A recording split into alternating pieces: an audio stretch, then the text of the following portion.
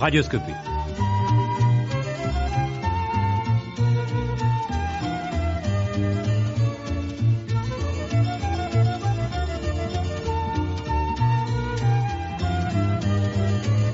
Radioscopie. Alain Robbe-Grillet. Jacques Chancel.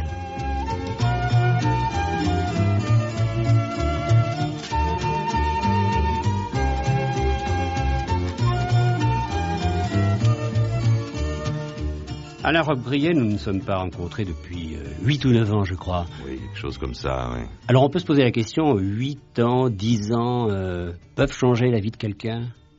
On se transforme dans ce court laps de temps? Oh, vous le savez vous-même, on se transforme et on se transforme pas. C'est-à-dire que la transformation est permanente et on se transforme aussi d'une année à l'autre. Mais il n'y a pas eu dans ces 10 ans une coupure dans mon existence. Parce que ce qui est remarquable comme transformation, c'est la coupure. C'est pas la progression. Il y a eu peut-être une installation. Non, vous viviez à pourquoi? Paris autrefois? Non, il y a 10 ans, j'habitais déjà en Normandie. C'est-à-dire que de plus en plus, j'ai essayé de me retirer pour travailler au calme. Et peut-être que maintenant, effectivement, je passe plus de temps en Normandie qu'à Paris, alors qu'à l'époque, je passais plus de temps à Paris qu'en Normandie. Mais de toute façon, comme je fais aussi beaucoup plus de voyages, trop de voyages maintenant, je n'ai pas de toute façon récupéré ce calme auquel j'aspire. Mais êtes-vous conscient de la place que vous occupez? Lorsqu'on va à l'étranger, on parle de quelques Français, pas de beaucoup de Français, mais on parle de vous. Oui. Comme on parle d'Alain Resnais, on ne parle pas de ceux qui sont vraiment au fait des honneurs ici dans notre pays. Oui, je m'en rends compte, mais en même temps, je continue à penser que mes petits travaux sont méconnus. Ça peut avoir l'air assez ridicule de dire ça, mais vous voyez, par exemple, la publication de ce dernier roman, Le souvenir de Triangle d'or, a donné lieu à des tas d'articles, des pages entières dans les journaux, des injures dans Paris Match, des choses comme ça, mais ça me laisse quand même l'impression que le livre lui-même a été peu lu. Il a été parcouru, il a été survolé, il a été comme ça, mais j'ai l'impression de plus en plus d'être plus célèbre que mes œuvres. Alain Robbe-Grillet, un objet de mode. Oui, un objet de mode, vous avez raison, c'est ça un objet de mode. Bon, il faut pas dire du mal de la mode, parce que, comme disait Cocteau, la mode est un des moyens de véhiculer les œuvres les plus sûres, n'est-ce pas? La mode... bon, c'est quand même grâce à la mode qu'on finit par lire tel ou tel auteur. Mais à l'heure actuelle, si vous voulez, la progression de mon image va plus vite que celle de mes romans ou de mes films. Mais c'est très bien, il n'y a pas à s'en plaindre. Bon, c'est comme ça que ça se passe en France, à Paris en particulier, et Paris rejaillit comme ça sur le monde entier, quoi. Alain Robbe-Grillet, ingénieur, homme de lettres, auteur et réalisateur de films, ça c'est pour l'affiche. Alors était-ce bien nécessaire de passer par l'Institut agronomique pour arriver à l'image, pour atteindre l'écriture? Eh ben, pourquoi pas? Vous savez, quand un jeune homme avait demandé à Gide quelles étaient les études qu'il fallait faire pour devenir écrivain. C'était lesquelles? Il lui avait demandé est-ce qu'il vaut mieux la littérature ou la philosophie? Et Gide avait répondu sûrement ni l'un ni l'autre, faites de la biologie. Alors bon, j'ai fait de la biologie. Je ne savais pas. Mais sans le savoir. Oui, c'est-à-dire je ne connaissais pas cette phrase de Gide à l'époque. Mais effectivement, la biologie est pourquoi pas aussi bien une préparation à écrire. Tout est une préparation à écrire. Être ouvrier-tourneur est une préparation à écrire. Peut-être que la moins bonne des préparations à écrire serait les études de lettres. De même que la moins bonne préparation... Vous condamnez tous les professeurs? Non, pas du tout, je les condamne pas. Mais ce ne sont pas forcément des formateurs d'écrivains. De même, je ne condamne pas du tout l'enseignement qui est donné à l'IDEC à Paris, mais je ne pense pas que ça puisse former de véritables auteurs de films. Mais vous avez été poussé, vous, à devenir ingénieur? Votre père était déjà ingénieur. Mon père était ingénieur, et puis affaire de famille, parfois. Vous savez, quand un jeune homme comme ça est un peu doué dans ses études, à l'époque, il commençait par faire du latin et du grec. Alors j'ai fait du latin et du grec, et ensuite, automatiquement, on faisait des études de mathématiques et on préparait une grande école. Bon, quand un bon élève préparait une grande école. Bon, celle qui convenait le mieux à mon amour de la campagne, des plantes, des paysages. C'était en somme l'Institut agronomique. Je voulais être officier forestier à l'époque, parce qu'à l'époque... Fallait faire Nancy, non? Oui, c'est ça, parce qu'à l'époque, les forestiers étaient des gens qui ne faisaient rien, c'est-à-dire ils parcouraient la forêt à cheval. Et maintenant, c'est tout à fait différent. Il y a toute une bureaucratie de la forêt. La forêt est exploitée systématiquement de façon, scientifique. Et maintenant, ils ont beaucoup de travail, de paperasse, comme tous les autres bureaucrates. Ils vont plus dans la forêt du tout. Aujourd'hui, vous pourriez être ingénieur. C'est un métier que vous sauriez faire. Ça s'oublie. Ça se démode. Ça, ouais. C'est-à-dire que les études que j'ai faites, puis l'exercice de cette profession jusqu'à 30 ans, c'était quelque chose qui demandait à être suivi, si vous voulez. Depuis que j'écris, puis que je fais des films, j'ai complètement cessé d'exercer ce métier. Par conséquent, j'aurais besoin maintenant d'un recyclage considérable, sûrement. Je pense que si je me présentais à l'association des anciens élèves, on me trouverait peut-être une petite sinécure comme ça, mais sûrement pas une place intéressante, pas un poste de recherche, puisque à l'époque j'étais dans la recherche scientifique. Je suis complètement dépassé, si vous voulez, du point de vue de la recherche. Vous avez l'impression que le temps passe vite, car faisons les comptes un peu, Alain Robbe-Grillet. Le premier roman, votre première œuvre, Les Gommes. 25 ans. 25 ans, c'est pas croyable. C'est pas la première, puisque maintenant je viens de publier la première qui est encore plus vieux et qui a près de 30 ans. Oui, mais là, c'est une coquetterie. Oui. Vous écrivez il y a une trentaine d'années un régicide, vous le portez à des éditeurs qui ne le veulent pas. Oui. Ensuite, je crois que les éditions de Minuit ont été intéressées. Mais moi, j'étais à la Martinique, je continuais mes travaux. Mais c'est par coquetterie que vous dites tout cela. C'est bien, lorsqu'on s'appelle Robbe-Grillet, d'avoir été refusé par les éditeurs à son commencement. Non, c'est pas par coquetterie, non. Mais ça me semble amusant de penser que la maison Gallimard, la même année, 1950, a refusé Beckett, Barthes et moi. Enfin, c'est quand même une bonne année, quoi, pour la maison. Non? Vous en parlez avec eux de temps en temps? Oui, bien sûr. Puis, au cas où ils ne le seraient pas.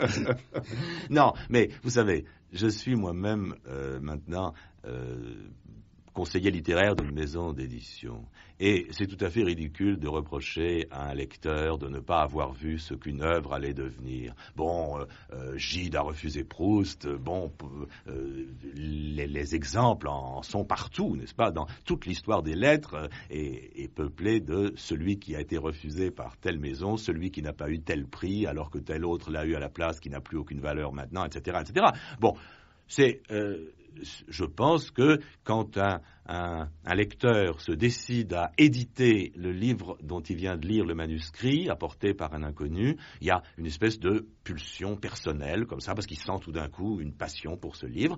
Et, ma foi, il peut très bien laisser passer de grands livres. Il n'y a aucune raison de le lui reprocher. Non, je cite ça pour... Mais vous aurez quand même fait beaucoup de choses, parce qu'il y a les romans, on parle des Gommes, le Voyeur, la jalousie, il y a beaucoup de livres. Oui, à peu près. Il y a également des nouvelles, il y a des écritures pour le cinéma. L'année dernière à Marienbad. Oui. Il y a des films que j'ai réalisés moi-même. Oui, 6 ou 7 Trans-Europe Express. Oui. Enfin. Mais ce qui est amusant d'ailleurs, c'est que jamais vous n'avez adapté au cinéma un de vos romans. Je ne crois pas, du moins. Non, jamais. Et jamais vous n'avez porté une de vos écritures pour le cinéma au roman. Non, effectivement. Et ça.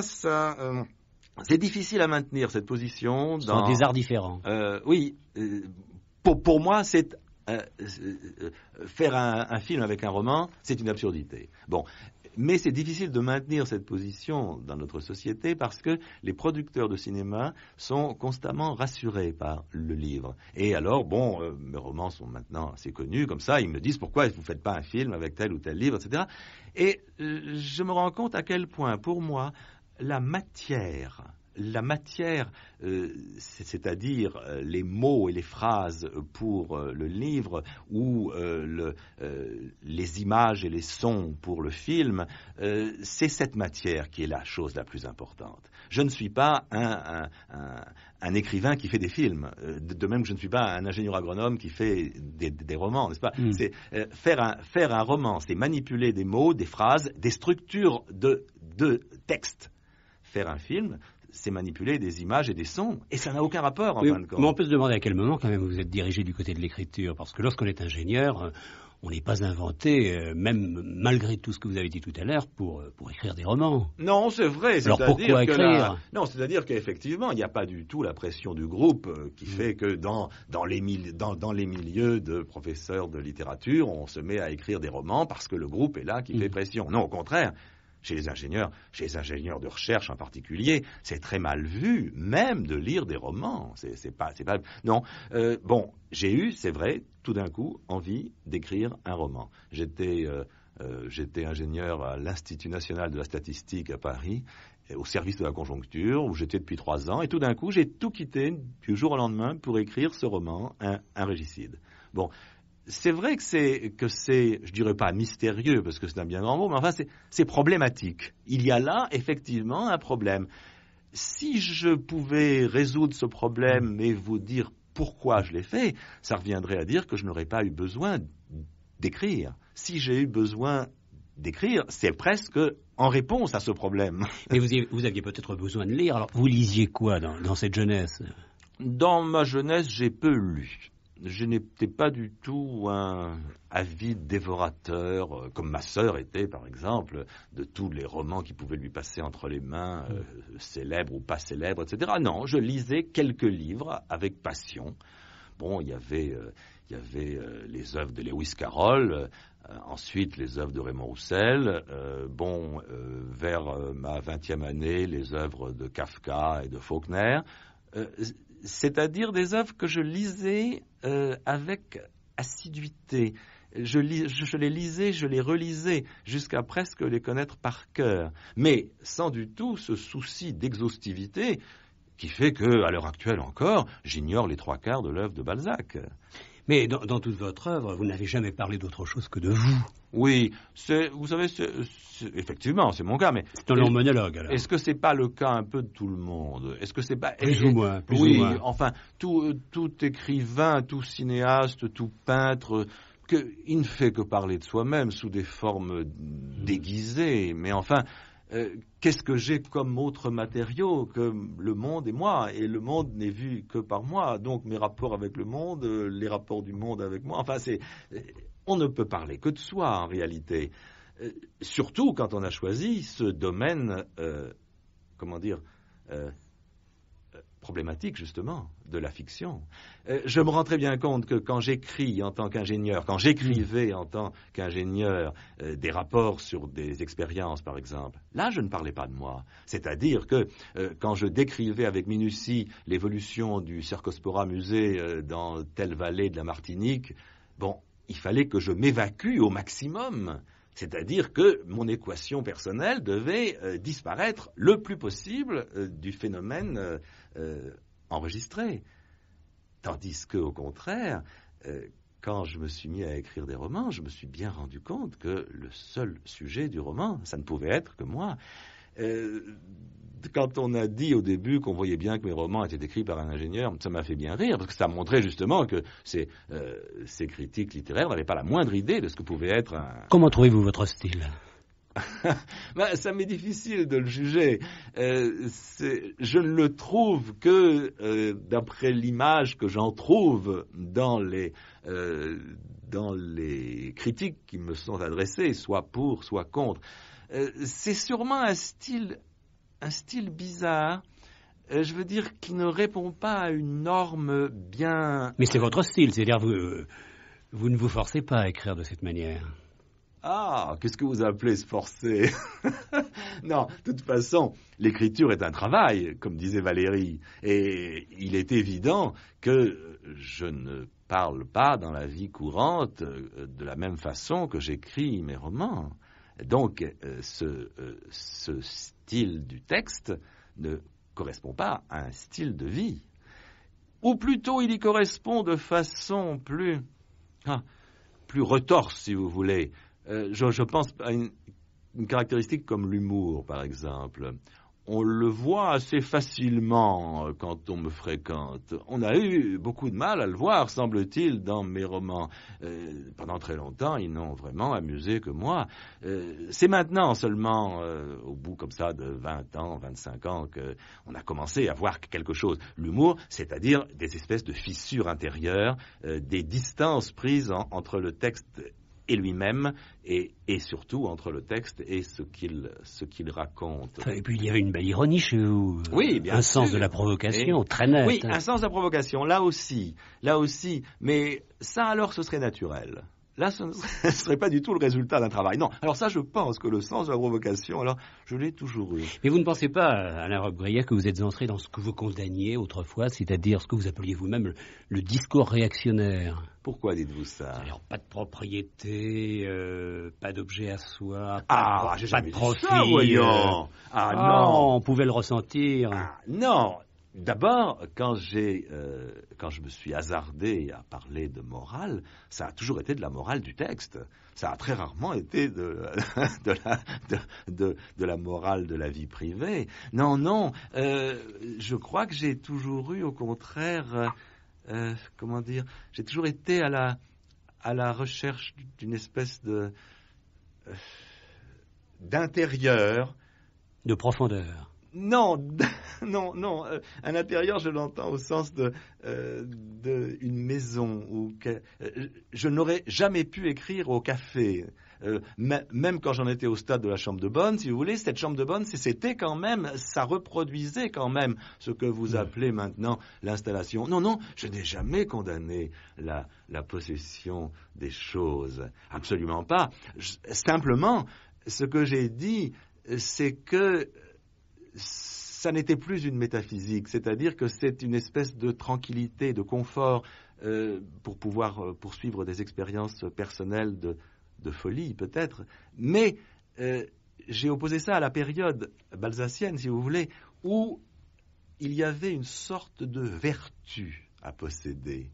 C'est-à-dire que le mot bourgeois, pour Balzac, c'est-à-dire le confort bourgeois, la cuisine bourgeoise, les habitudes bourgeoises, la morale bourgeoise, tout ça, ça représentait le bien, donc une valeur. Je ne pense plus du tout que ce soit une valeur, mais ce n'est pas non plus une contre-valeur, c'est simplement une sorte d'habitude culturelle. Mais vous vivez comme un bourgeois aujourd'hui. Oui, vous aussi. C'est-à-dire, qui ne vit pas comme un bourgeois aujourd'hui ? Qu'est-ce que vous appelez vivre comme un bourgeois? Non. Parce que vous, c'est différent, c'était le refus. Mais non, écoutez, là, je crois que vous mélangez exprès pour me faire un peu marcher deux plans qu'il faut éviter de confondre.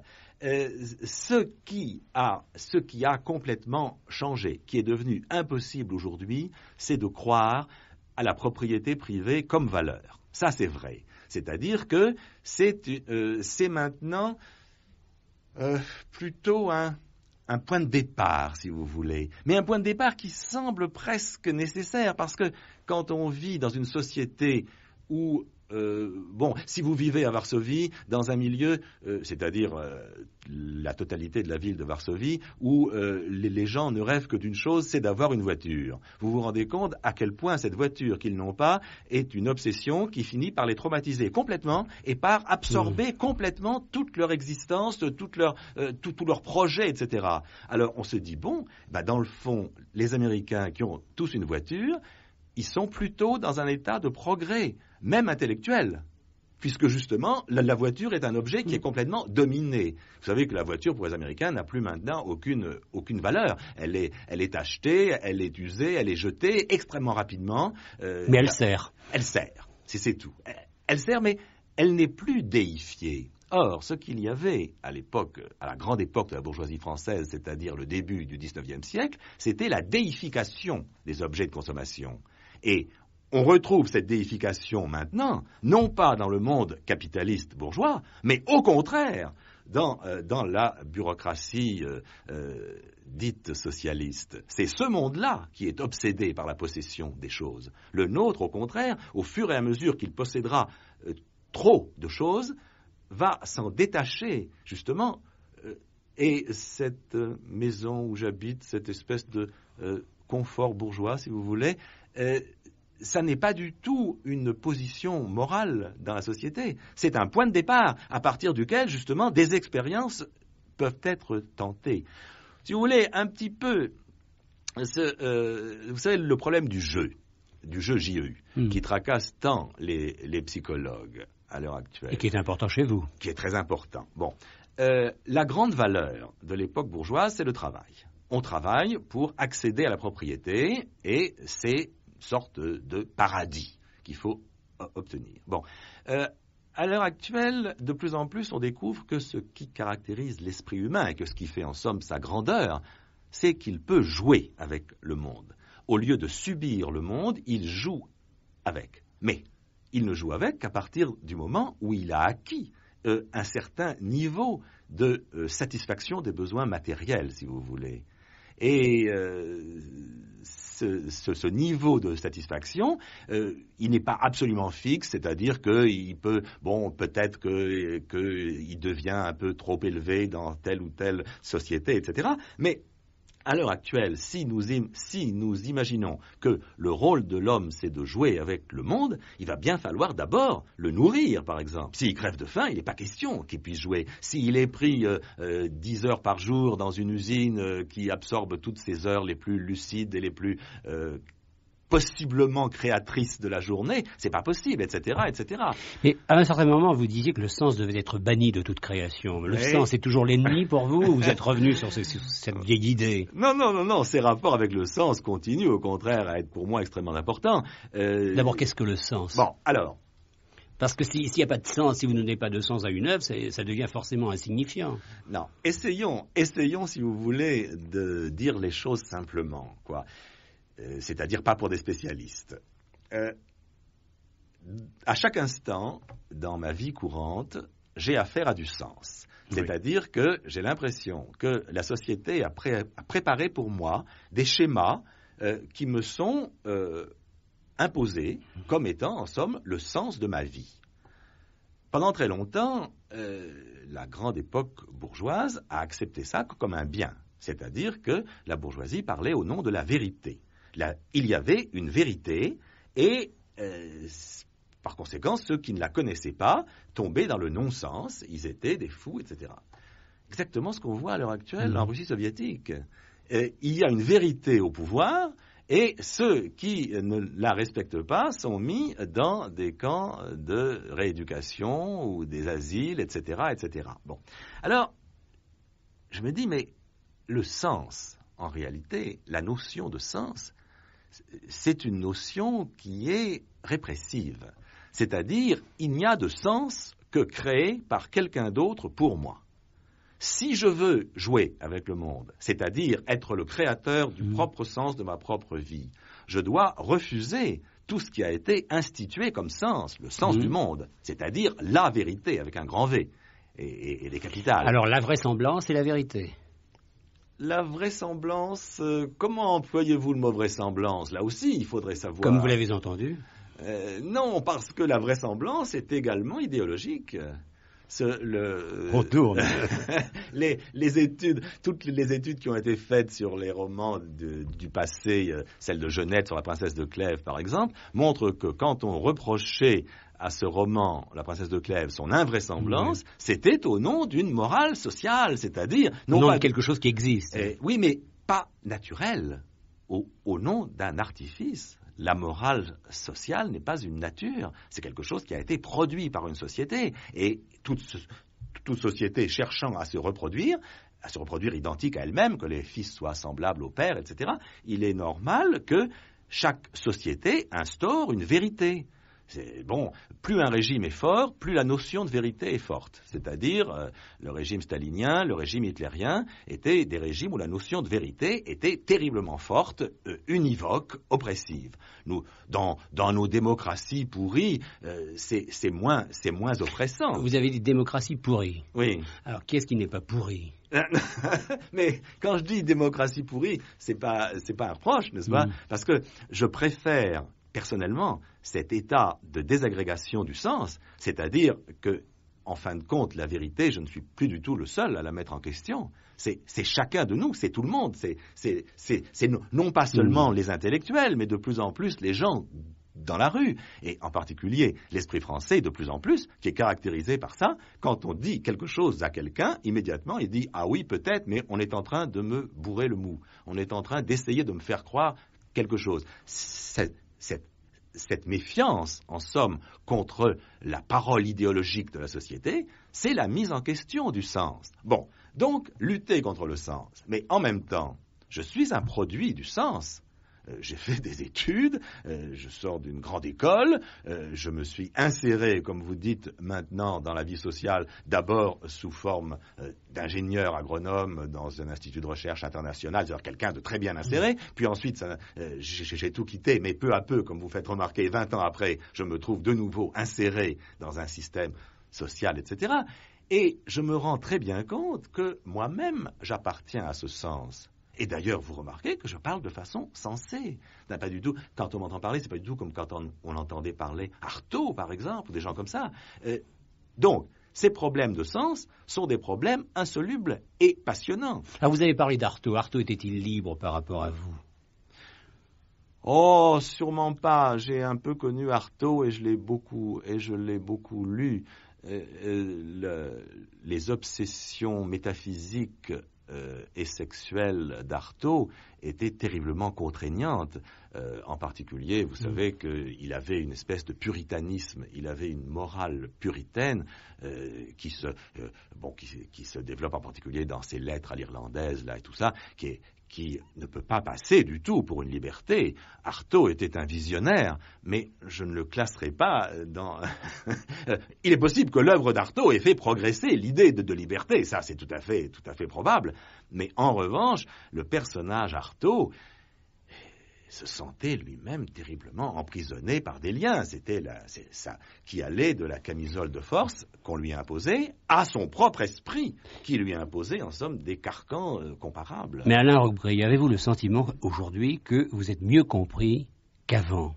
Car c'est vrai, vous avez été loué par la critique d'une manière alors assez extraordinaire. J'ai été loué par la critique? Si, à un certain moment. Et vilipendé, mais de la même manière. Oui. Eh bien, de la même manière, c'est-à-dire haï et aimé. Oui, eh bien, regardez, déroutant en tout cas. Quand vous parlez donc de cette espèce de installation, c'est-à-dire que je serai reconnu. Oui. Eh bien, il faut voir de quelle façon. Il faut voir comme cette façon est justement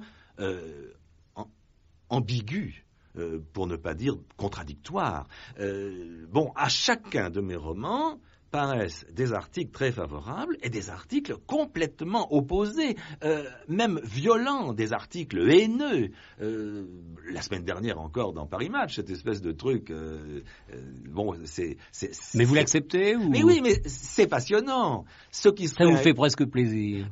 Ce qui serait inquiétant, ce serait quand il n'y aura que des articles pour. Quand il n'y aura que des articles pour, à ce moment-là, peut-être que je pourrais arrêter de travailler. Vous serez devenu académique? Oui. Tandis que nous n'en sommes pas là. Nous n'en sommes pas là. Au contraire, j'ai l'impression que plus ça va, plus j'énerve. C'est-à-dire que, bien qu'étant, d'une certaine façon, reconnu, puisque maintenant, mes livres se lisent, ils sont traduits dans une trentaine de langues, on organise des colloques dessus en France, à l'étranger, etc. En même temps, je continue à lire sur mes dernières publications des romans en un sens, des articles où il est dit que non seulement ça ne vaut rien, mais que ça n'a jamais rien valu, etc., etc. Oui, mais cela vous amuse quand même de savoir qu'on s'interroge sur votre cas. Est-il un homme de vérité? Est-il un homme de mensonge? Est-il un maître à penser? C'est important quand même à un certain moment de créer tellement d'interrogations, alors qu'il y a chez vous d'abord une joie d'écrire. Il y a cette joie d'écrire et il y a aussi cette joie d'inquiéter. Parce que la joie d'écrire, c'est un état joyeux. La joie d'écrire et la joie d'inquiéter ne sont pas du tout les mêmes. Non. Ce sont deux phases complètement différentes du travail. La joie d'écrire, c'est au moment où on le fait. J'ai écrit ce dernier roman, Le Triangle d'Or, en grande partie à Los Angeles l'an dernier. J'ai vraiment été pendant 3 mois, 4 mois, dans un très grand état d'euphorie. C'était une nécessité, ce livre? Oui, bien sûr. Sans ça, pourquoi le faire?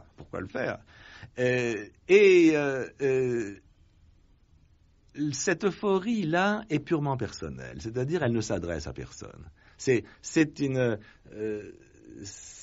on est en train de régler joyeusement des comptes avec soi-même, au sein d'une matière, qui est là les mots, les phrases, les structures de récit.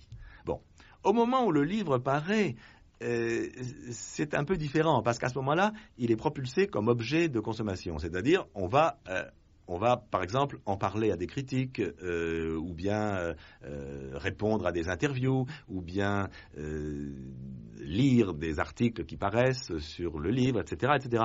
Et à ce moment-là, le livre, d'une part, se détache de l'auteur, et d'autre part, il prend une espèce de valeur corrosive qui n'était pas forcément dans le projet initial. Vous souhaitiez quoi au départ ? Mais je ne souhaite rien au départ. Au départ, je ne sais pas. Un livre est une aventure. Quand je commence un livre, je ne sais pas où il va, je ne sais pas où je vais. C'est une aventure. C'est un peu comme si j'avais une porte qui donne sur une maison inconnue. J'aime beaucoup les maisons. Une maison inconnue que je vais explorer. Bon, cette exploration, je sais que c'est une exploration créatrice, car la maison n'existe pas si je ne suis pas moi-même en train de marcher dedans, monter les escaliers, entrer dans les pièces, etc., etc. Et je ne sais pas où ça va. L'anecdote elle-même, c'est-à-dire ce qui se passe dans le livre, si vous voulez, c'est produit par le travail d'écriture. Ça n'a pas du tout existé. Au départ, il n'y a pas une histoire inventée. Non, au départ, il n'y a pas dans la histoire. tête. Non, il n'y a pas une histoire. Il y a des fragments anecdotiques et des... C'est le mot qui invente l'histoire. C'est l'organisation des mots qui invente l'histoire. Vous n'y croyez pas vous? Si, mais je trouve, alors ça, c'est vraiment le sommet de l'écrivain et de l'écriture. Et voilà. Non, c'est une chose que le grand public a souvent du mal à comprendre, c'est que l'écrivain n'est pas quelqu'un qui a au départ quelque chose à dire. C'est quelqu'un qui est poussé par le besoin de dire, mais qui ne sait pas quoi. Et tout son travail va être l'exploration d'un monde imaginaire qu'il est en train à la fois de créer et d'analyser. Analyser comme s'il existait déjà avant, et de créer, car il sait bien qu'il n'existe pas avant, etc. Mais alors, Brouillat, j'aimerais savoir comment vous jugez les écrivains de notre temps. Ceux qui écrivent beaucoup, qui publient beaucoup, oui. Car d'abord vous savez que vous resterez dans la littérature. Oui. On vous critiquera peut-être, mais vous resterez. Alain Robbe-Grillet, ce sera le cinéma, ce sera le nouveau roman, ce sera une aventure installée qui vous est tout à fait personnelle. Oui, sans doute. Alors vous devez regarder les autres, et je réemploie le mot à dessein, vous devez regarder les autres encore beaucoup de coquetterie. Non, parce que je crois qu'il n'y a pas une littérature. Je n'ai jamais été ni dogmatique, et quand j'ai fait du terrorisme, c'était avec un certain sourire. C'est-à-dire que je ne songerai pas à faire lire mes livres à la place de ceux d'Henri Troyat. Je pense qu'il y a des littératures, comme il y a des cinémas. Il y a toutes sortes... Bon, un écrivain du début du siècle qui me passionne, c'est Raymond Roussel. Je me rends bien compte qu'il est très difficilement lisible pour les trois quarts des gens. Le Ulysse de Joyce, qui est tellement célèbre, vous savez que les gens ne le lisent pas. J'ai acheté Ulysse en 1942, c'est-à-dire 20 ans après sa parution, et à ma grande surprise, c'était un exemplaire de la première édition, qui avait été tiré à 1500 exemplaires 20 ans avant. Donc, vous voyez... Ce sont des références précieuses pour vous, parce que vous dites, de la même manière, on ne me lira pas moi, ou on ne me lit pas moi, au contraire, je suis relativement content, justement, parce qu'on me lit beaucoup plus. Et vous avez un grand public? Eh bien, un public en expansion, ce qui est la chose la plus importante. Bon, j'ai commencé vraiment avec un très petit public, c'est vrai. Même à l'époque où le nouveau roman était le plus à la mode, on vendait extraordinairement peu de mes livres. J'emploie le mot vente parce que, évidemment, c'est la seule référence qu'on puisse avoir, n'est-ce pas? C'est le nombre d'exemplaires que vous donne, que vous signale l'éditeur écoulé dans le courant de l'année, etc. Et maintenant, d'année en année, chacun de mes livres se vend plus que l'année précédente. C'est-à-dire que ce que j'avais annoncé il y a 20 ans est en train de se produire. Quand mon premier livre avait été refusé par Gallimard, c'était avec une lettre pour me signaler que ça ne correspondait à aucune espèce de public, ce qui était vrai. Et j'ai dit, oui, mais c'est l'œuvre qui crée son public. Eh bien, c'est en train de se faire. C'est-à-dire que, de plus en plus, un public est en train de se créer à l'image de ses œuvres et peut-être en opposition aussi avec ses œuvres, car il ne s'agit pas en somme de les aimer, ce ne sont pas des, des produits de contemplation béate, ce sont des expériences qui doivent exciter l'imagination. Mais si vous aviez eu un prix, vous auriez été aidé. Parce que le projecteur serait allé sur un livre. Oui, c'est-à-dire que bon, j'aurais... encore la mode entrant en action. Oui, mais c'est très dangereux. Et on vous aurait découvert. Regardez, un écrivain difficile classé dans le difficile de la même façon et dans le nouveau roman de la même façon comme Butor, qui a eu un grand prix. Eh bien, quel est le résultat à l'heure actuelle? C'est que seule la modification de Michel Butor est connue du public. Le public ne connaît pas du tout les autres œuvres. Oui, mais peut-être certains lecteurs, à cause de la modification, sont allés vers d'autres livres. Ah non, regardez les statistiques. Oui, mais peut-être Rob Grillet, l'année dernière à Marienbad, a été peut-être un couronnement pour vous. On s'est dit, on veut quand même connaître les livres de ce monsieur. Bon, oui, alors là vous avez raison, c'est là que justement on en revient à ces espèces de courants de mode. Oui. Il y a eu une mode de Marienbad pendant quelques années, et c'est vrai que sans jamais avoir eu de prix littéraire, par exemple, ni de consécration de ce genre, c'est vrai que j'ai bénéficié de nombreux petits coups de pouce de l'actualité, si vous voulez. Et bon, ça c'est très bien, quoi. Mais quel est le sens de votre engagement?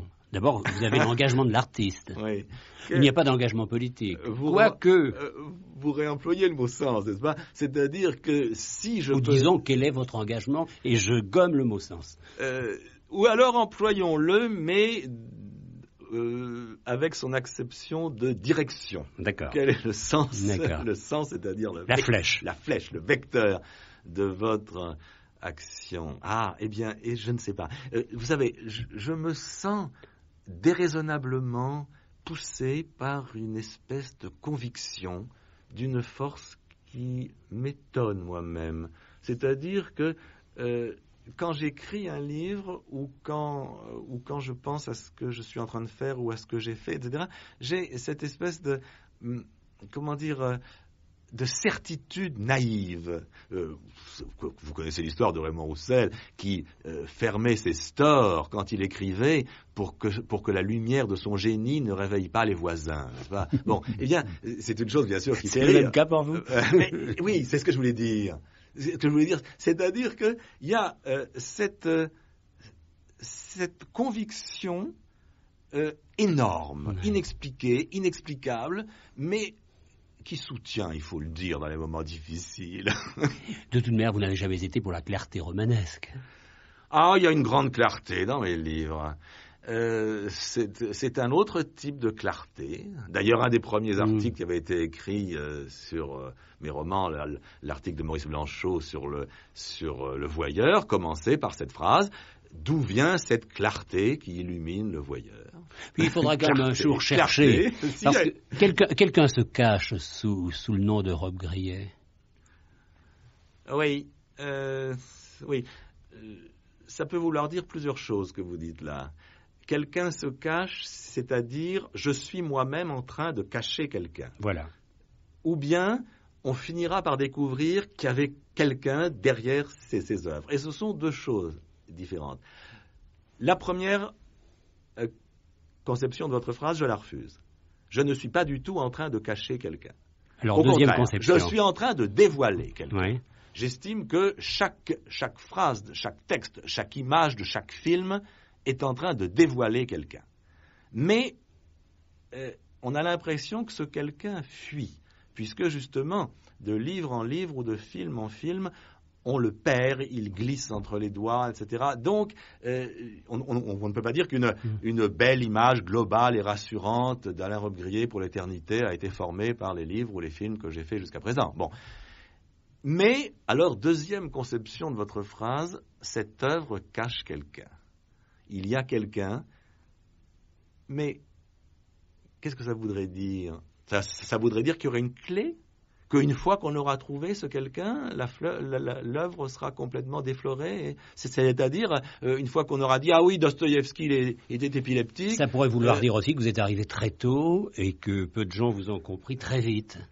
Oui, mais alors le quelqu'un dont vous parlez là n'est pas alors une nature ou un caractère, mais c'est une image d'un auteur dans la postérité, c'est-à-dire... Ajoutons de la clarté, Alain Robbe-Grillet. Oui. Vous avez été jeune, avant d'écrire, vous avez été un amoureux de la peinture. Enfin, vous avez dessiné, oui, je crois. Oui. Vous avez bien connu... Et vous aimez, je crois, Magritte. Oui. Et je parle de Magritte à dessin, d'abord parce que vous avez travaillé d'une certaine manière avec lui, parce qu'il y a une exposition en ce moment. Prenons un tableau de Magritte. Prenons par exemple, je ne sais pas moi, le château des Pyrénées. Hein. Vous voyez le gros rocher. C'est l'aigle. Ah non, c'est la pierre qui tombe. Oui, la pierre qui tombe. C'est la pierre qui tombe. La pierre qui tombe et qui est suspendue dans l'espace. Qui est suspendue dans l'espace avec le château la mer en dessous. Alors, est-ce que c'est ça? Oui, c'est cette pierre qui tombe et qu'on retrouve dans toute l'œuvre de Magritte, voilà. Est effectivement assez fascinante.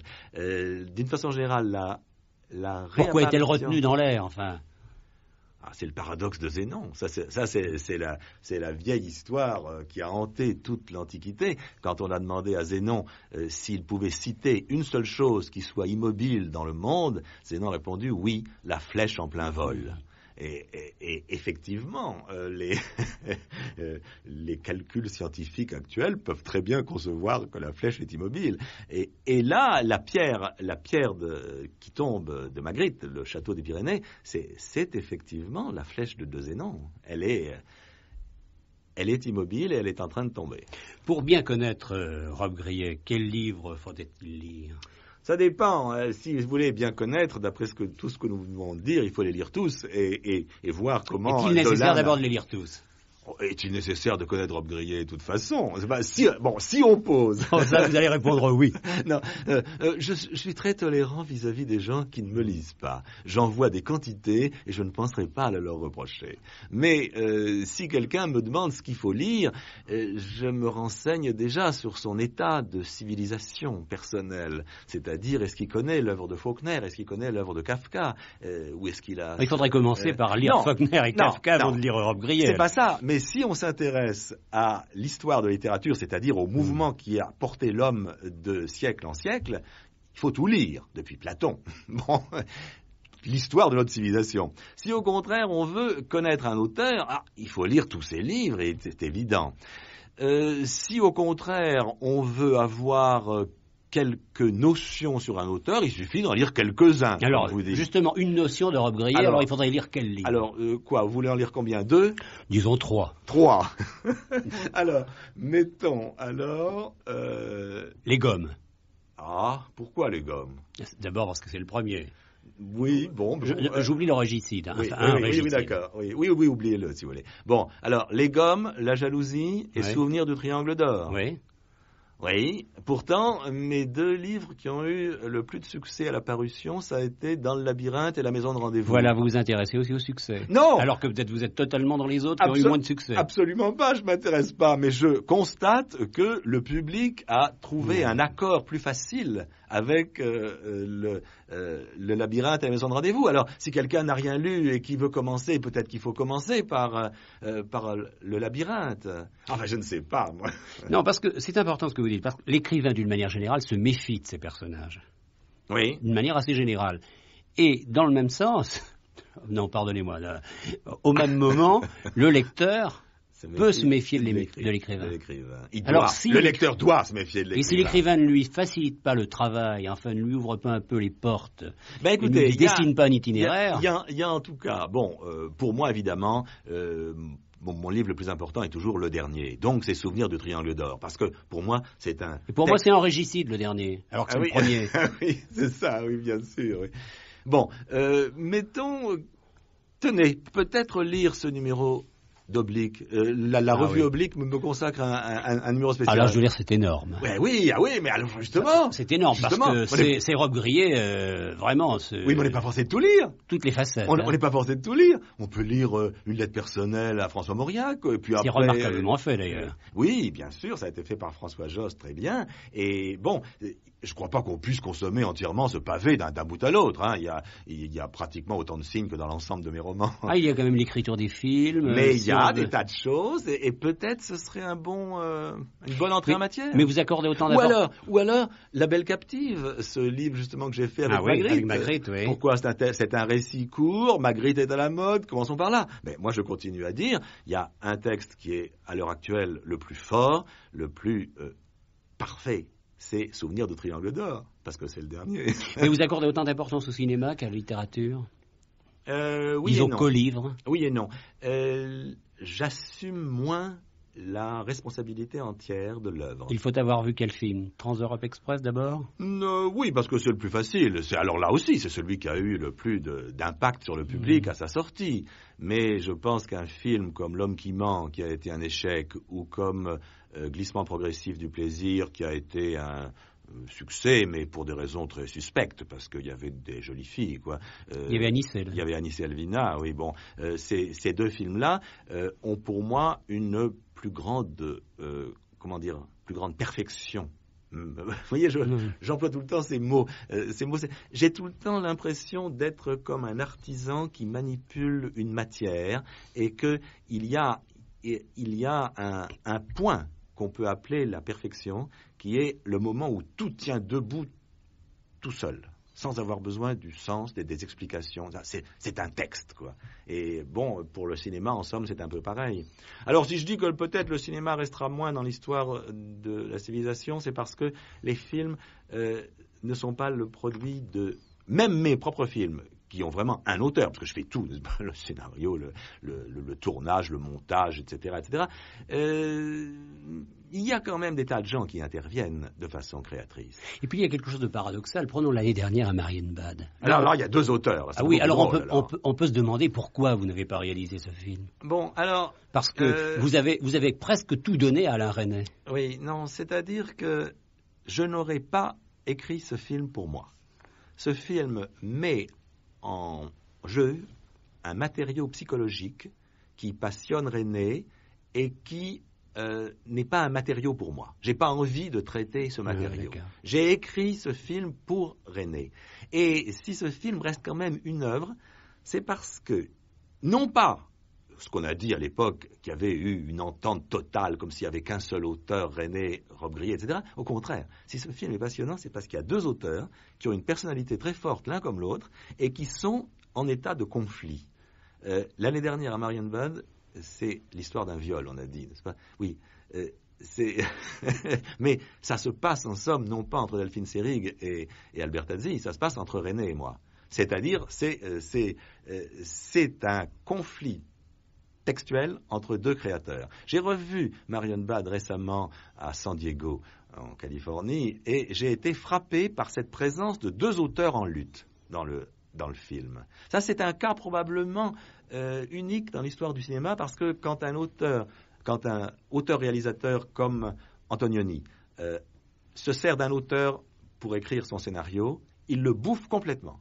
C'est-à-dire, il n'y a plus qu'Antonioni à l'arrivée. Alors que là, Resnais a été capable de faire un film de Resnais, qui est vraiment un film de Resnais, et en même temps, il a laissé dans le film un autre auteur, qui est moi. Enfin, vous avez... toute votre vie, vous aurez inventé des œuvres pour dérouter, et je crois que cette fois-ci, vous êtes quand même réconcilié avec vous-même. Parce qu'il y avait beaucoup de moqueries au départ, c'était au deuxième degré. Même vous disiez sans doute à certains moments, je vais écrire quelque chose qui n'a aucun sens, mais certains intellectuels sans doute vont lui trouver un sens. Et non, cela va beaucoup m'amuser. C'est peut-être pas ça que j'ai dit, mais plutôt, si la forme est assez belle, ça aura un sens un jour. Voilà. Et ça, c'est une phrase qui pourrait être de Flaubert. Mais elle est de Robbe-Grillet. Et c'est vrai que la forme peut avoir un sens. Eh oui, la forme est porteuse. Donc on récupère tout à un certain moment. Eh bien oui, mais c'est justement ce qui est passionnant. Parce que dans cette lutte contre le sens, c'est une lutte impossible. Il n'y aura jamais un vainqueur. C'est-à-dire que le problème de la liberté humaine ne sera jamais résolu. La liberté de l'homme, c'est la lutte pour la liberté. C'est parce qu'il lutte pour la liberté qu'il est libre. Mais il n'y a pas un moment où il atteindra la liberté et où il s'y installera dans un fauteuil et où il y restera une fois pour toutes. Pas du tout. La liberté va être une conquête permanente. La révolution est toujours à faire, disait Trotsky. Alors tout à l'heure vous me disiez que c'était surtout le mot, ou plutôt l'assemblage des mots, les phrases, qui arrivaient à faire un livre. Mais vous avez dit dans le même temps, un peu plus tard, que l'année dernière à Marienbad, l'histoire c'était un viol. Alors s'il fallait en une phrase également dire ce qu'est le triangle d'or. D'abord, parce que dire en une phrase ce qu'est un livre de Robbe Grillet, c'est un pari, hein. Le triangle d'or. Ah oui, mais je ne peux pas. Moi, je ne peux pas parce qu'il est trop frais. Je ne peux pas le résumer en une phrase. Alors oui, tiens, la description d'une liberté. Il y a un personnage qui est à la recherche de sa liberté, mais il est emprisonné dans une cellule. Et il est en train lui-même de créer sa liberté à partir de cet état d'emprisonnement dans une cellule. Alors là, c'est Sartre que je vais citer par Robbe Grillet. C'est le prisonnier dans sa cellule qui est l'homme le plus libre du monde. Voilà. Et dans sa cellule, c'est vrai qu'il finit par être libre, et plus libre qu'avant. Eh oui. Alors, prenons par exemple un régicide. Alors là, vous travaillez sur 2 registres. Eh bien oui, c'est-à-dire qu'un régicide, c'est tout à fait le début de mes travaux. Si j'ai hésité si longtemps à le publier, c'est parce que j'en ai jamais été en somme très content. Et aujourd'hui, je le publie plutôt à l'état de... Bon, comme il